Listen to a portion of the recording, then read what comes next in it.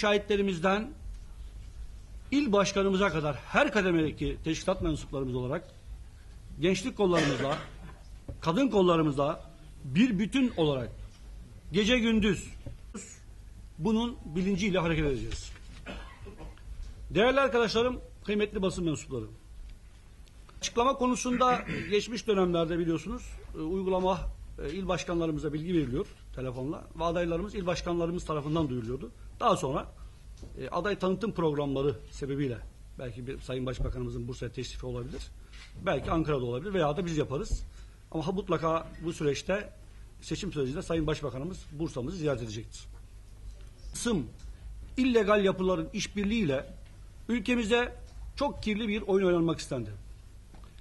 Siyasette ve ekonomide istikrarı yakalayan, son yıllarda dünyanın en önde gelen, büyüyen ülkeler arasında yer alan ülkemizin bu hızlı yükselişini hazmedemeyen uluslararası karanlık güçler içimizdeki bir kısım işbirlikçilerle birlikte ülkemizi kaosa sürüklemek, hükümetimizi düşürmek istediler. Yolsuzluk iddiaları üzerinden yapılan bu operasyon ile Sayın Başbakanımız hedef alınarak köşeye sıkıştırılmak istendi.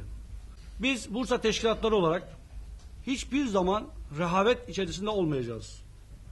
30 Mart seçimlerinde partimizin oyunu daha fazla arttırmak suretiyle milletimizden aldığımız güçle bu karanlık odaklara sandıkta cevap vereceğiz.